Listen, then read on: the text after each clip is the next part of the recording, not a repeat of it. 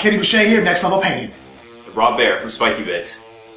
And together, we are Wild Stallions? Or the Long Word? The Long Word. We're joined tonight by Horton, aka Prettiest Girl to Prom Award for the 40K Seasonal Force Narrative Style. And he's here tonight to tell us why you should always take a decurion and just throw combined arms detachments in the trash for Necrons. It's true. It's true. You might be surprised, but if you actually look at all the bonuses the decurion give you, it's out of control. Like, there's no comparison. Would you say it's bananas? I mean, it's pretty much bananas. I like that. So we'll go through, I mean, obviously, the decurion that's not the decadahedron, as Juice would call it. We had to look it up on Webster's to figure out how to pronunciate it. Yeah, it is the decurion. So, decurion. Explain to me, like, okay, so I get a Necron Codex. What is this decurion? Like, what is this? So, the decurion detachment is essentially a collection of formations that are fielded together to form a detachment. Like Voltron. Kind of like Voltron. They all kind of unite and link together and form this one functioning army. But it can be up to 10. But it can be up to 10. So you can have the smaller Voltron or bigger Voltron. What's the minimum? The minimum? So the minimum, the smallest your decurion has to be is your Reclamation Legion. That's the core of any decurion detachment. That's going to be a minimum of an Overlord, 2 units of Warriors, a unit of Immortals, and a unit of Tombblades.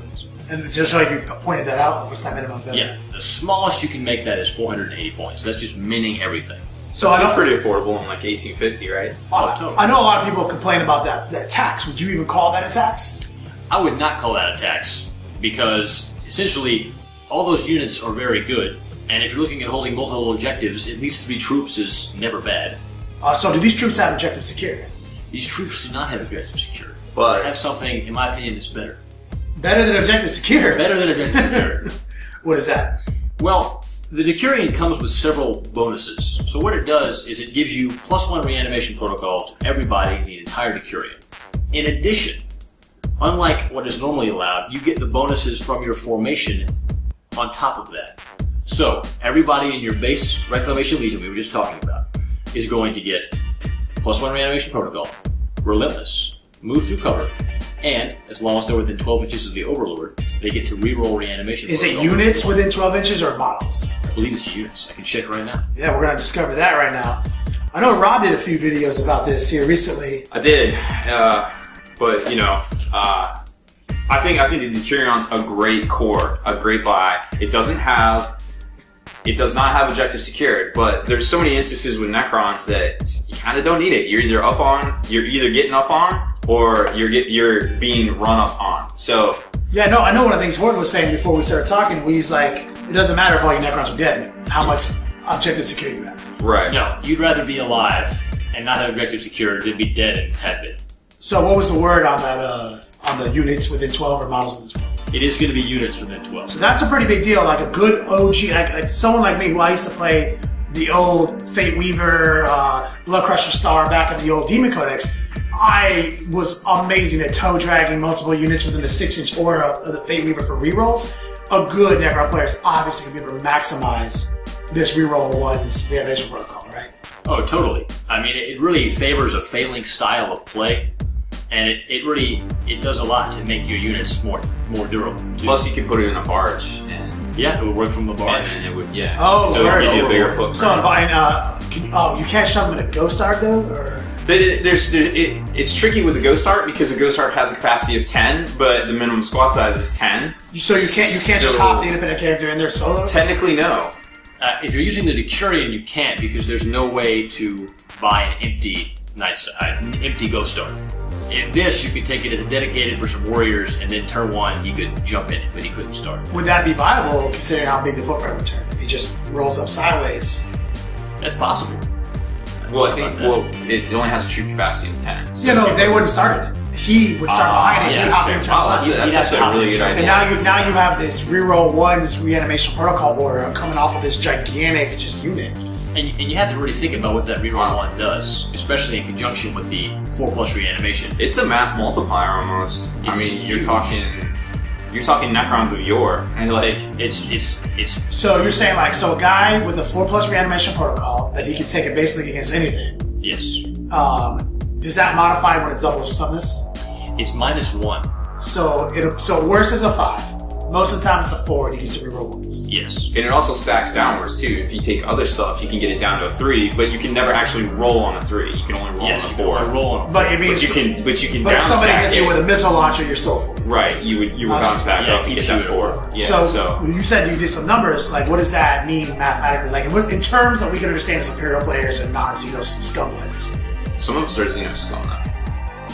As Imperial players, what it essentially means is that a Necron Immortal, or any model with a 3+ save, has armor that is better than a Terminator. Because you have a 3-up, followed by a 4-up, and you can reroll the 1s on that secondary 4-up. That is really strong. I'm really happy to see that. In terms of fighting those evil Xenos, the dreaded 6 Wave Serpent army. 6 Wave Serpents can fire at 10 Tomb Blades. If they roll average, they'll only kill 8. Really? That's incredible. 6 Wave Serpents will not get a kill point. Firing in a full squad of Tomb Blades. That's amazing.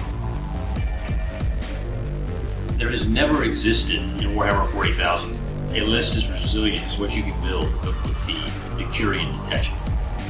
The 4+ reanimation protocol, reroll 1s, it is simply unprecedented how durable this list can be. There are a lot of matchups where you can just stand there and not do anything and you won't get tabled because your guys are so tough. It's unbelievable. So I just heard Horton say something. I had to come back over here. I was in the other room. I went back to the Beats laboratory. I was working on some new army lists, and then I hear from the other room. He said, nothing has been this durable. It's unprecedented. Warhammer 40K, nothing's tougher than a Necron army? Wait, are you telling me the decurion is tougher than like any Death Star right now? Overall, yes. Like as an army? As an army. Like obviously, we haven't even talked about decurion Death Stars and stuff, but you're saying like the classic Super Friends Death Star or like a Space Wolf Thunderstar, any of these things we're talking about, you're telling me like, who cares about that when my whole army is almost that tough? Essentially, it's like every single one of your models is a Terminator. And so, whereas Deathwing, like that army's pretty strong, you have pretty close to models, 2+ saves. Deathwing, you might have, 30, 35, maybe 40 Terminators. Imagine if your Deathwing Terminator army had 80 to 90 Terminators. And every single one of your guns can blow something up. Every single one of your guns can hurt anything or kill any vehicle. That seems good. I talk about point efficiency all the time, and that seems to be the epitome of point efficiency. Okay, I'm glad. I'm going to go back to the Beats laboratory now. I'm going to drop a couple of fresh beats from Necron style. I'm going to leave it off. I'm going to let Robbie B close this thing out, and you guys maybe talk about that Death Star you were just talking about. I want to see what kind of decurion Death Star you can put together, or whatever. Decadahedrians or combined arms and stuff. You could put together something pretty radical. So Rob and I will be talking about that. Anyway, this is the last time I'll see you today. I'll see you guys later. So tell me about this Death Star and why it's so good. So essentially, you can make a Death Star that can't die. How you start with this is you're going to start with a core of 10 Lich Guard. Okay. You're going to add to that Nemesaur Zandra. He does several things for that unit. He gives a 2+ save in there, and he makes the unit fearless. That's his base warlord trait. You can pick and choose a different one if you want. Fearless is a big thing for Necrons. Fearless is good. Because that's one of the easiest ways to blow through a squad of 20 Necrons. It is. But not anymore. If Zandrek's in there, they're not going anywhere. Alright. He's not for leadership. I'm digging it. Then you add a Royal Court. Okay? What a Royal Court lets you do is it lets you take Orokin the Diviner.